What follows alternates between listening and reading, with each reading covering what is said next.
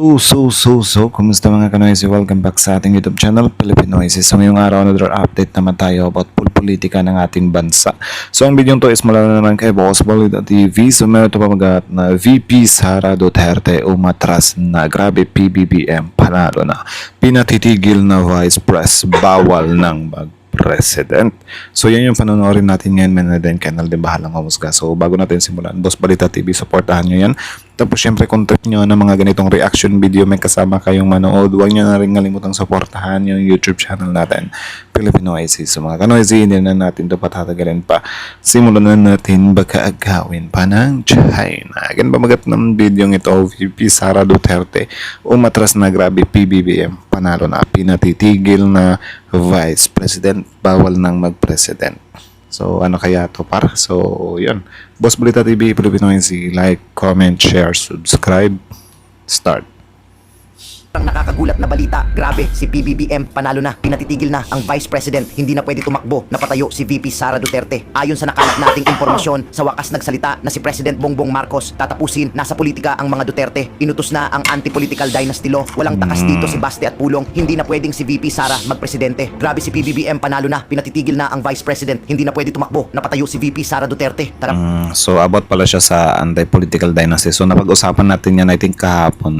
So, mayroon na kayong hint dito, But I think sa Malacanang tong video na to. So, tuloy. Panoorin natin. Good morning, Yusek. May ilang mambabatas po na hindi kontento, gaya ni na Representatives Leila de Lima at Chel Jokno, dun sa pakiusap lang ng Pangulo sa Kongreso na gawing prioridad yung ilang panukalang batas kabilang yung Anti-Political Dynasty Bill at Independent People's Commission. Ang katwiran nila, ma'am, kung sincero ang Presidente, talagang gusto niyang maisabatas itong mga ito, bakit hindi sinertify as urgent? Ano pong sagot ng palasyo nito? Unang-una po, ito Okay, so nagkomento yung sila de Lima. So, sila yung di ba?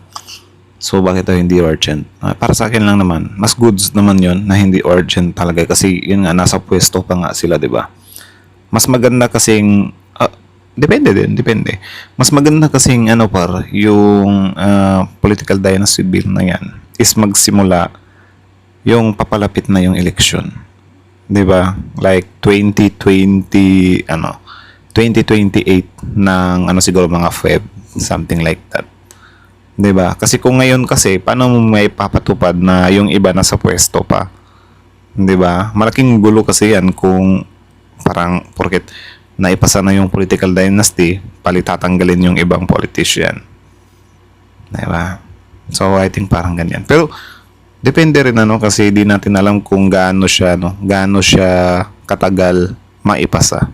Especially, alam niyo naman yung batas talaga natin dito Pero yung urgent at saka yung priority, I think goods lang din naman yung priority Congress at executive na priority bills. Alam po natin yan at nagbigay na po ng mensahe ang Pangulo na ito ay unahin at pag-aralang mabuti para maipasa kaagad. Malinaw ang mensahe ng Pangulo. At malinaw din naman po ang sinasabi ng konstitusyon kung kailan lamang po, kailangan mag-certify as urgent ng bill ang Pangulo. Ito ay kung may tinatawag ng public calamity or emergency. So, naayon naman po sa konstitusyon ang ginagawa ng Pangulo. Hindi naman ibig pong sabihin na hindi sinertify as urgent ang isang bill, ay hindi na po sincero ang Pangulo. Kaya po, binigyan niya ng mensahe, malinaw, priority bills po ang 4 na legislative measures. Tama. Doon pa lang sa parang priority niya, sincere na siya doon para kasi kahit sila mismo, guilty sila sa political dynasty.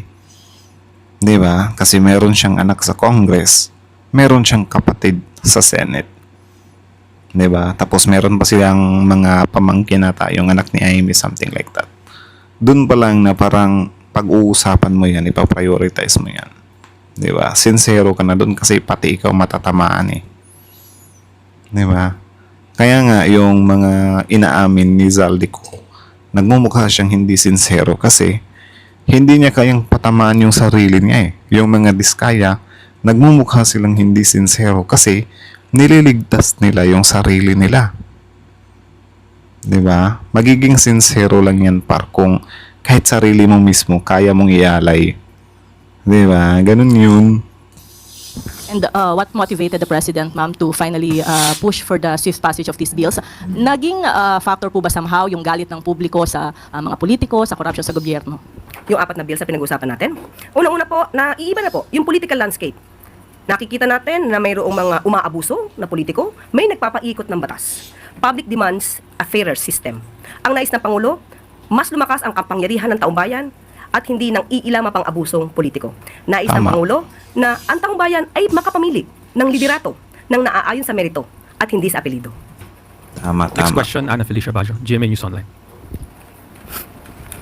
Morning, ma'am. Ma'am, what prompted the president to support the anti-dynasty bill, given that when he was still a presidential aspirant, he said that there's nothing wrong with political dynasties? Ma'am, let me just read what he mentioned in January 2022. Why would you make political dynasty illegal? Paano kung yun ang gusto ng tao? The perception is political dynasty is bad, which is not the case. You are targeting a very specific group in society. Ang politika naman is all about performance. If you're worried about dynasties, then take everybody to an election. So, ma'am, may we know what changed his... Yung tingin ko rin naman talaga dito kasi yun nga, up until now talaga, yung political dynasty bill na yan, meron siyang advantage, meron siyang disadvantage. 'Di ba? Yung disadvantage niya, pwedeng masayang natin yung mga politician talaga na true, 'di ba? True to themselves. Tama ba yung English natin? 'Di ba? Sa panunungkulan. Like, alam niyo yung ginagawa talaga, 'di ba? Nila yung trabaho nila. Marami silang nagagawa, marami silang achievements, marami silang natulong sa taong bayan. Yun yung masasayang natin sa political dynasty. Kasi meron din namang meron din naman talagang mga family of politicians na ginagawa yan. Like, oh anak, kung gusto mong tumakbo, wag mo akong ipahiya, baka loloko-loko ka dyan, ako talaga pepekto sa'yo. Diba? Pwedeng merong ganyan. Pero syempre, mas marami kasi. Diba? Yung mga political dynasty talaga na mga abusado sa kapangyarihan. 'Di ba? Like asawa si congressman, tapos husband si mayor, something like that. So kapag may pagkakamali si mayor, hindi sisitahin ni congressman, something like that ba? Kasi magkakapamilya lang sila. 'Di ba? Yun yung disadvantage niya. Yan nga lang, mas nangingibabaw talaga yung mga sakim sa kapangyarihan. 'Di ba? Kita nyo yung mag-amang Duterte na pabalita na may joint account 2.4 billion pesos. 'Di ba? Ano yung impluwensya ng pera par? Yan yung nakakatakot sa political dynasty. Pero syempre, yun nga, kailangang masakripisyo yung mga family, 'di ba? Na gumagawa ng mabuti kasi hindi nila maipapatupad yun kapag sila mismo hindi susunod. 'Di ba? Yun lang naman. So, meaning, nung sinabi ng Pangulo na walang problema sa dynasty, siguro, nakikita niya yun sa sarili niya na, oh my goodness, oo nga naman, 'di ba?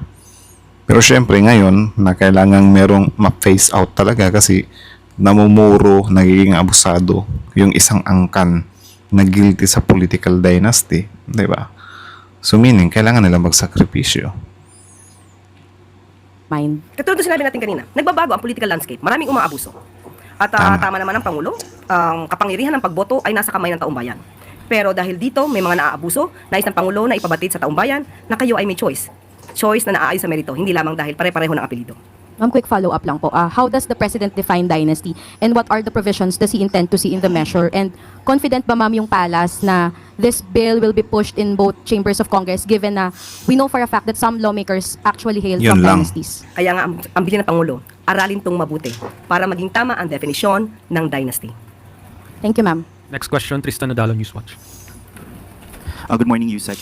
Tsaka yun nga parang I think mahihirapan din talaga yung bill na to na pumasa kasi speaking of Congress pa lang, 'di ba? Maraming diyan sa Kamara ng na mga political dynasty din, 'di ba? Yung mga congressman na yan, meron yung mga kamag-anak sa lugar nila na mayor, 'di ba? So something like that. Mga konsehal, 'di ba? So, pero hindi ko alam kung aabot sila or lalagpas sila ng kalahati, 'di ba? makailan, well, from former presidential spokesperson Harry Roque, and sabi rin po ng lawyer ni Senator Bato de la Rosa ay may information po sila about an ICC warrant against Senator Ronald de la Rosa. If it truly exists, is the palace prepared to enforce it, and how? Kung meron silang alam, di Secret. ibigay alam nila sa lahat. Sa ngayon ay wala pa pong kumpirmasyon kung mayroong natanggap na paabiso patungkol sa existing warrant of arrest. Sa ating pagkakaalam, even the ICC could not confirm the issuance of the said warrant of arrest. So, hintayin na lamang po natin kung talaga magkakaroon ng issuance ng warrant of arrest sa ICC. Tsaka dapat Follow-up lang. secret secret yung plano nyo kung paano nyo hindi papatupad. Kasi kung sasabihin nyo, wala. Parang triple yung yung pagtatago na ni Bato niya. 'Di ba? Malay natin may mga nagano lang na ito nga itanong mo doon sa palace kung paano ako hulihin. Dapat secret lang yan. But this early on, you have Senator Robin Padilla saying publicly, giving advice to Senator De La Rosa that he should never surrender to a foreign power. Does Malacanang see this as encouraging to non-cooperation? And ano pong mensahe nyo kay Senator De La Rosa who has been absent rin sa Senate for quite Ito some lang time? dagdag ko lang to Mahalata mo talaga tong si Robin na merong pagkainging din. 'Di ba? Sinasabihan niya si Bato na huwag kang sumuko, 'di ba? Kasi ang pangit naman mapupunta ka sa kamay ng dayuhang otoridad. So yun yung advice niya. Talaga ba? What if dito sa Pilipinas huhulihin si Bato? Do you think sasabihin mo kay Bato na okay lang yan, okay lang na magpahuli ka at ang importante nasa sariling bansa ka, kapwa Pinoy yung huhusga sa'yo? Hindi din naman, di ba? Kasi kung totoong ganyan, di dapat nung Kibuloy time pa, di ba, pinalabas mo si Kibuloy. Dito lang yun huhulihin si Harry Roque, di ba?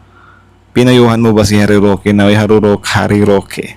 Di ba? Umuwi ka dito sa bansa natin.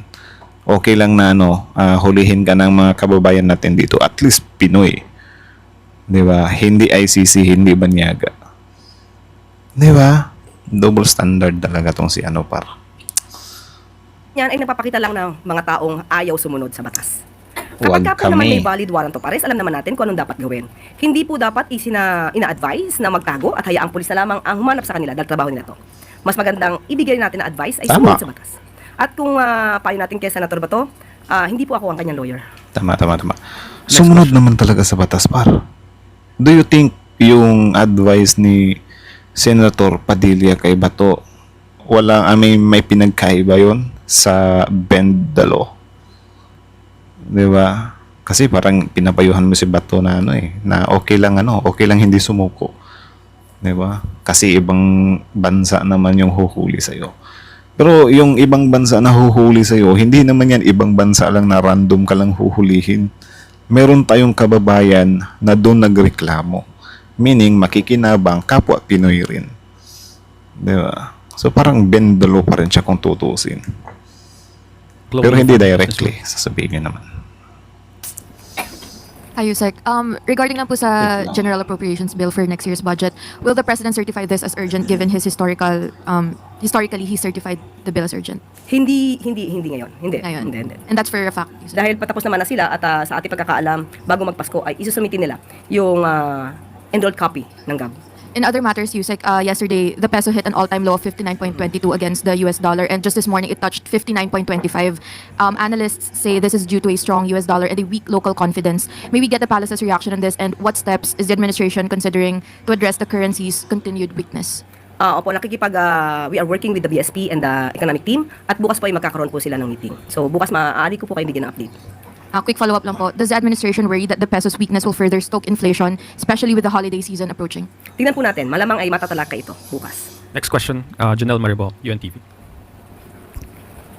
Magandang umaga po, Yusek. Pinakakasuhan na po si Atong Ang ukol dito sa missing sa Bungeros. Ano po masasabi ng palasyo dito dahil sa mga nakalipas, nagsalita rin po ang Pangulo ukol dito? Ang nais naman lagi ng Pangulo ay dapat kung magsasampa ng kaso, ito inaayon sa ebidensya.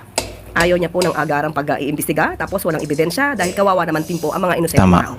Tsaka Kaya, medyo mahihirapan talaga yung government sa issue ni Atong ang kasi sobrang yaman ni Atong par. Di ba? Sinasabi natin, Pero at least hinahabol, iniimbestigahan. Unlike dati, di ba, na parang walang gana imbestigahan. hindi katulad ng iba, ang Pangulo po ay nais na puro ebidensya ang gamitin. Hindi madalian. Pero paano natin maialis yung pangamba pa rin ng ilan na baka magkaroon ng special treatment dito sa kaso ni Ang? On whose part? Special treatment to DOJ ay Kaya, on the part of the DOJ, meron po silang resolution mismo. Resolution nagpapakita ng prima facie evidence na merong reasonable certainty of conviction. So, nasa kamay na po ito ng korte. So, special treatment from the court? We cannot say that. We cannot speculate on that. thank you, thank you. Next question, Eden Santos, Net 25. Yusek, regarding po sa mga kaso ng HIV/AIDS sa Pilipinas, medyo alarming na po yung pagdami. Merong 250,000 Filipinos live with HIV. Meron na po ba tayong update dun sa figures kung ilan po talaga? At ano po yung mga ginagawang hakbang ng gobyerno natin para matugunan po yung sa pangunguna ng DOH yung mga pasyente po na mayroong AIDS sa ating bansa? Opo, nakausap po mismo natin ang pamunuan ng DOH at sinasabi nila based sa UNAIDS 2024 Global HIV Data, may estimate na population po tayo ng 217,700 people living with HIV. Grabe, At no? with 30,800 annual new cases of HIV infections. So sa ngayon po ay pinapalawak po ng DOH ang testing sa lahat ng mga bukas centers at pinapapasok na rin po Sa ano din mga- kasi yan par. Though, hindi natin lalahat kasi meron namang iba na parang na ano lang, na tawag dyan. Napapamana ba yan? Di ba? Something like that. Pero yung ano talaga, yung big factor dyan is, yung sa social media talaga. Di ba? Na parang wala namumulat yung namumulat yung mga bata sa kasi content mostly sa social media, especially sa Facebook, puro kabastusan, kabalbalan Diba? Siguro mas talaga yung yung education talaga about sa mga ganyan, like SEX, education. Dapat i-educate. Diba? o primary care facility sa pamamagitan ng pagrepaso ng yakap para ito'y maisama itong ating mga kababayan na living with HIV. At ang DOH na rin po ang bumibili ng pre-exposure prophylaxis na nakakatulong sa pagpigil ng paghawa. Sa bahagi po ng Calabar Zone, mataas po ang mga kaso ng HIV. May we know kung meron pong nabanggit na dahilan ng DOH, bakit po doon nakakapagtala ng mataas na kaso po? Alam naman natin po ang top 3 regions, no? At kung bakit nagiging prevalent or lumalaganap ito. Ang una pa rin po, ang reason ay yung sexual contact. Grabe. So, siguro mas maganda po talaga na mas malalim na pagbibigay informasyon sa mga publiko ang maaari lang sapitin kapag hindi sila responsable sa kanilang Tama. mga aksyon. Kasi kung hindi kasi sila i-educate par, di ba? Parang wala. Tuloy-tuloy lang sila sa paggawa ng mga pagkakamali na yan. Di ba? Like, makakita ng mga tropa, bembang. Yung iba, di nila alam na, meron parang mga consequences na, may HIV pala. Di ba? May HIV pala. So, parang, yun nga, hindi nila alam yung mga ganyan. Kaya, tuloy lang sa pagbembang, Pero I think sex education talaga yung kailangan. Pero, paano siya gagawin? I-add siya sa sa school or by barangay? Diba? Ano bang magandang gawin dyan para? Especially ngayon, pabata ng pabata yung pumapasok sa mga bagay na yan, Top question from Maris Umali, GMA 7. Hi, ma'am. Just to follow up on the traffic and COA report. With the COA findings, does the president have any specific directives to hold specific agencies accountable, like, for example, the MMDA and some concerned DPWH offices, to make sure and to ensure that the long-standing inefficiencies will no longer contribute to the worsening traffic situation in Metro Manila? Alam naman din po ng MMDA, alam din po ng DOTR, alam din po ng ating mga ahensya kung ano ang nais ng Pangulo. Dapat lahat ng problema magawa ng solusyon. May mga pagkakataon lang siguro na may mga instances na hindi agad-agad na kayang solusyonan. Especially pagka yung patungkol sa traffic, pag itong klaseng season. Pero ginagawan po ng paraan, katulad ng sinabi po ni MMDA Chair, Don Artes. Pero ma'am, yung sa mismong inefficiency in the procurement of materials, equipment, tapos yung mismong delays in the project, yun po kasi yung naging problema eh.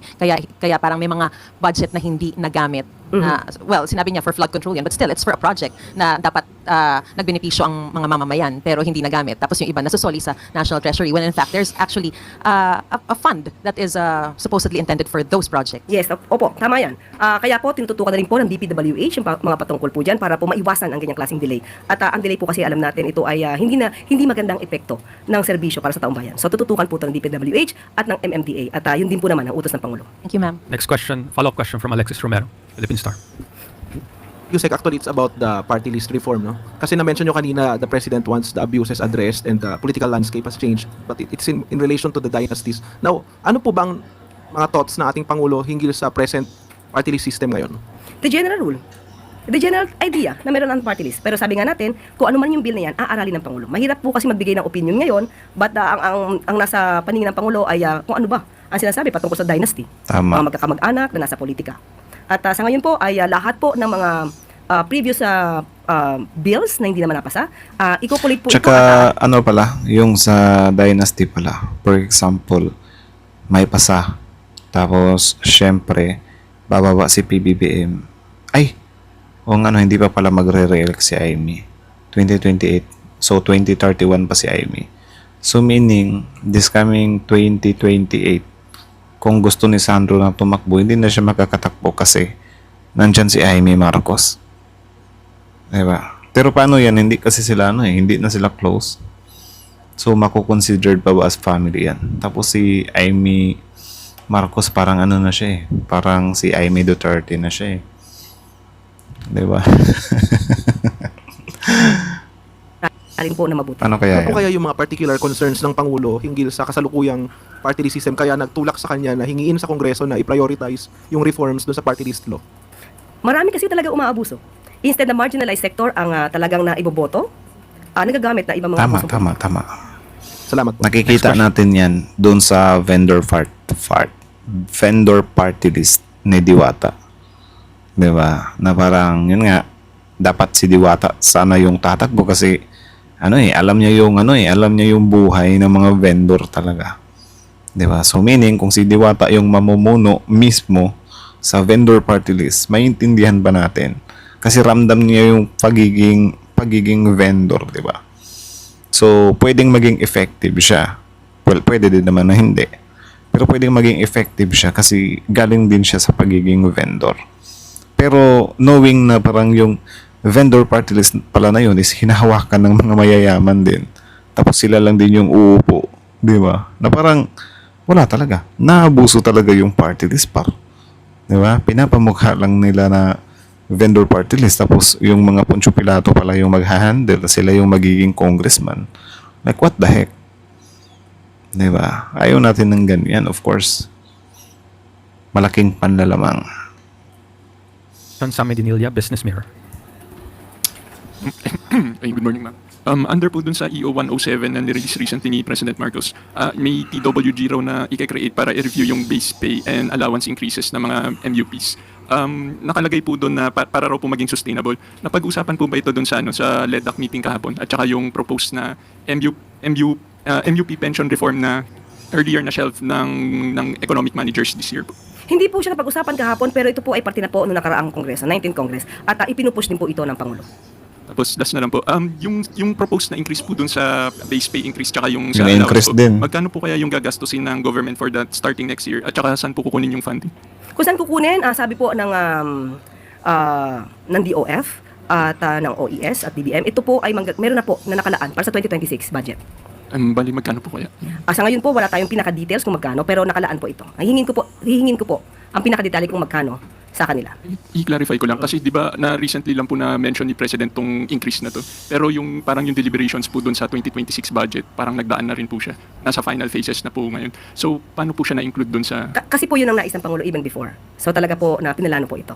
Thank you po. Next question, Marisol Halili, TV5.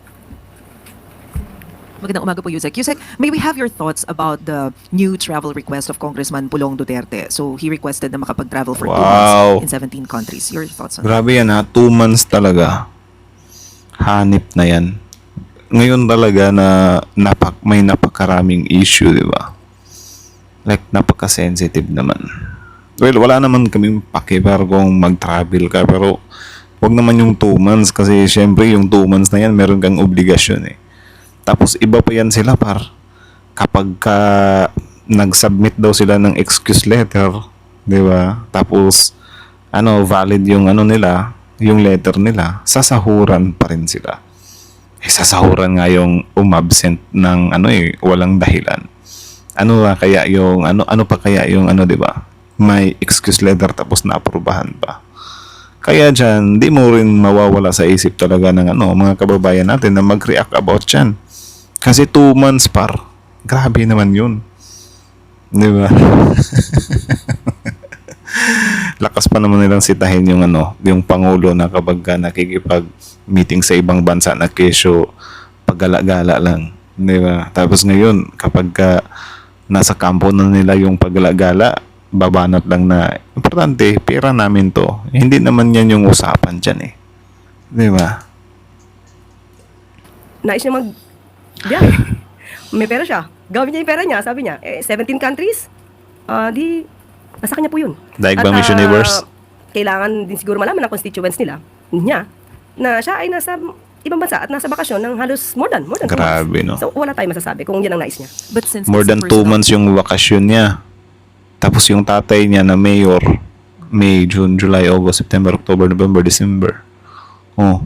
7 months nang nagbabakasyon dun sa Higpar. Di ba? So, grabe naman yun.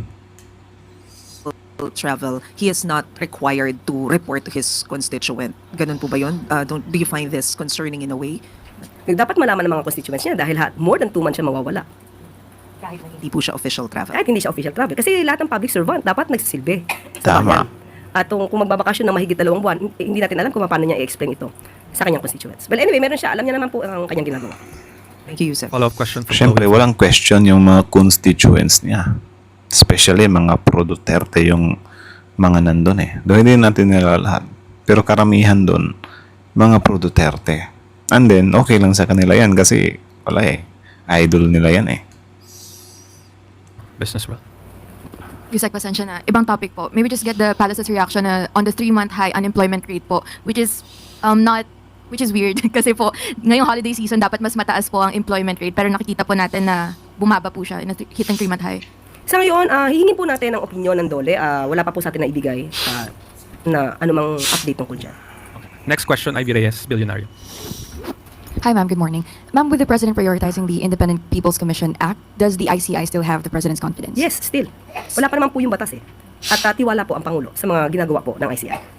So kahit po na-mention na po ni Ombudsman Boying Remulla na posibleng ma-dissolve at kahit na sinabi ni former Commissioner Rogelio Babe Singson na walang pangil yung ICI, Malacanang still confident?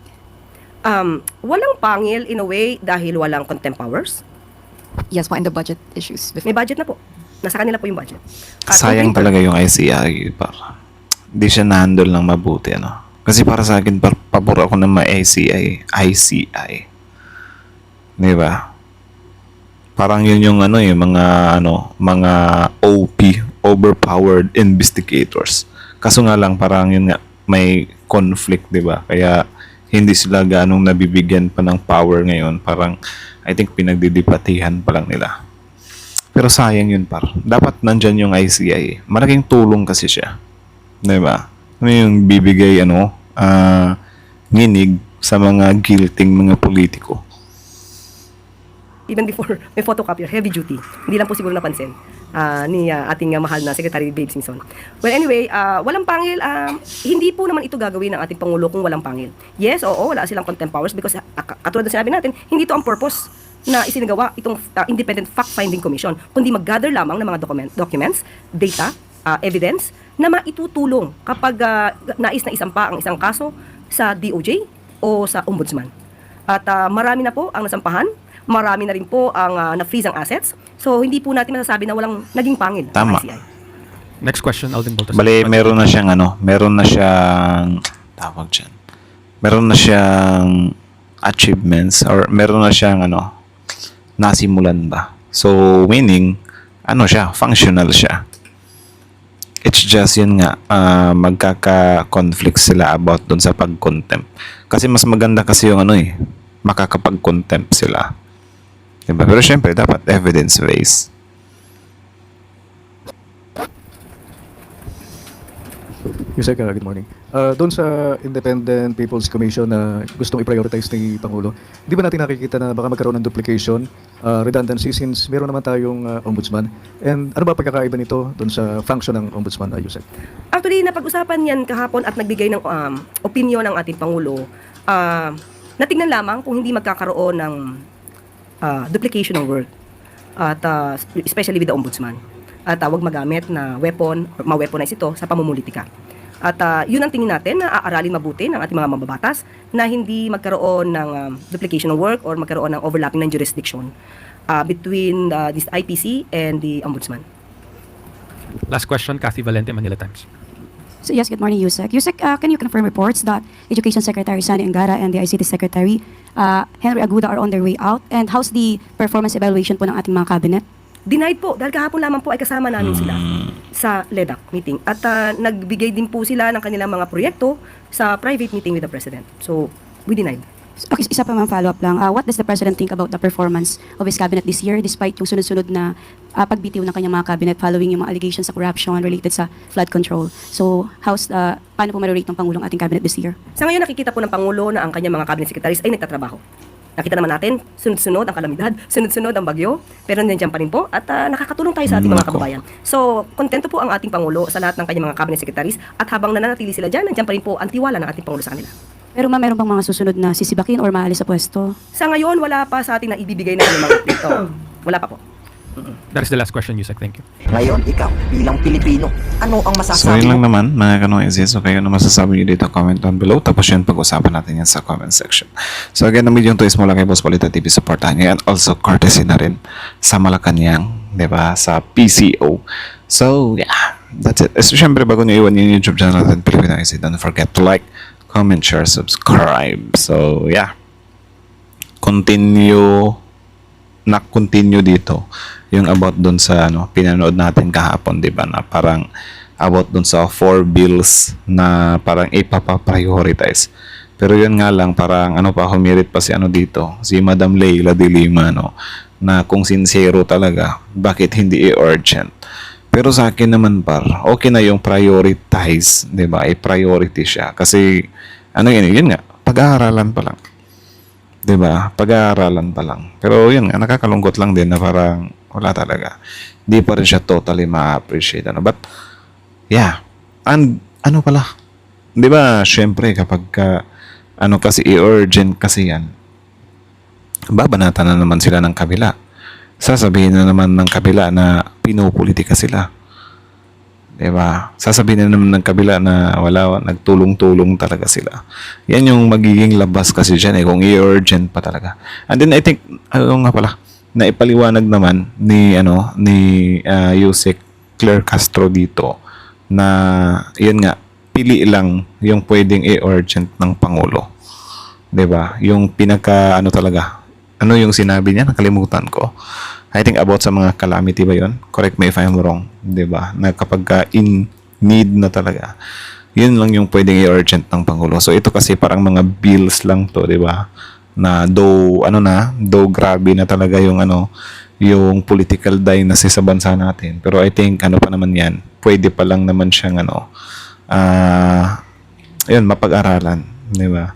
Yung dapat kasing i-urgent, dapat talaga, paspasan yung pag-review, di ba? Pag-iisip kung dapat namang ipasa yung bill na yan. Di ba? Pero kung ito, yung mga dynasty bill, tapos pa yung iba, party list, something like that. Di ba? I think tama naman na dapat siyang i-review. Ang ko lang dito yung review na yan, hindi kasi natin alam kung kasi di ba parang sinabi dito ni attorney na parang anong tawag dyan? Titignan pa nila kung yung pwedeng gawing definition or yung parang mga clause, 'di ba, sa bill na yan. So parang medyo tayo diyan kung ba talaga. Kasi kung ako yung papipiliin, mas maganda yung anti-dynasty bill na yan, siya yung sagad talaga, 'di ba? Like anti-dynasty bill talaga. Wala nang maraming paligoy-ligoy. Anti-dynasty bill talaga. Diba? Mas maganda yung ganun. Wala nang mga clauses sana talaga. Diba? About naman dun sa ano, parang yun nga, urgent or whatsoever, di ba? Para sa akin naman, na parang, yun nga, meron siyang advantage, meron din siyang some kind disadvantage, di ba? Na parang, what if, yung mga namumuno na, alam niyo, yung satisfy naman tayo. Di ba? Pero, matatamaan sila sa political dynasty na to. Di ba? Pero, yun nga, wala tayong magagawa kasi need na may mag-sacrifice. Na ano ba yan? Oo nga no. Parang magiging conflict pala yan kasi for example, darating yung araw na gustong tumakbo ni Amy, gustong tumakbo ni Sandro ng sabay. Tapos hindi sila nagkakaunawaan ba? Di ba? So ano yung mangyayari sa part na yan? Di ba? Ano din pala siya? Medyo risky, 'di ba? Sa part. Pero syempre 'yun nga parang magkakaroon ng sacrifice, 'di ba? Or may masasakripisyo talaga. Siguro nasa sa kanila na lang 'yan or dapat yung tao sana yung pumili, 'di ba? Kung sino yung dapat patakbuhin. Like ito yung patakbuhin ko kasi mas deserve nito sa position. Like for example, pag pipiliin kayo kung sino yung dapat tumakbo, si Amy ba or si Sandro. Diba? Dapat piliin nyo si Sandro. Kasi kung si Amy, wala. Kakalat lang yan. Diba? Parang ano lang yan mga Robin Padilla II. About naman dun sa advice pala ng butihing senador, diba? Ng number 1 senator ng bansa natin. Diba? Anak ng Tokwa, diba? Lakas maka-advise kay kay Senator Bato na kesyo, ganyan daw. Huwag kang sumuko, diba?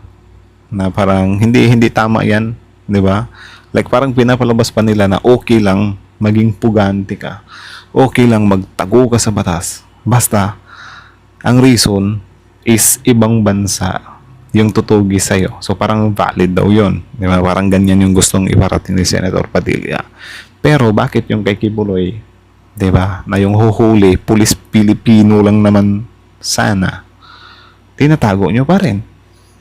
No comment ka pa rin. O, yung kay Harry Roque, pulis Pilipinas rin yung huhuli. Diba? Maano mo rin talaga to si Padilla na parang may masakbi lang talaga, Diba? Kunyari pa excuse kay Bato na ICC. Diba? Ginagamit na excuse yung ICC. Sabihin nyo na lang, di ba, na hindi talaga kayo magpapahuli kapag nasusukol na kayo. And then, yun nga, of course, mapipilitan kayo na i-protect, di ba, yung mga kaalyado nyo. Kasi alam nyo, nalalangawin kayo ng DDS Sobrang grabe man tulig sa yung DDS Konting konting pag-disagree nyo lang. Of course, pagpipiestahan kayo, magagaya kayo doon kay Regal Oliva. Diba? Ewan ko, speaking of utang na loob, malakas yung mga DDS dyan, pero parang wala silang utang na loob sa mga minsang nag-protect sa mga Duterte, diba? Kasi konting pagkakamali lang, huhusgahan na nila. Tingnan nyo, yung si Robin Padilla, kunyari mag-comment lang yan na dapat sumuko na si Beto. Tatawaging ob-ob ng mga DDS yan, par. Diba? Ganyan ka disposable yung yung mga kaalyado nila sa DDS community.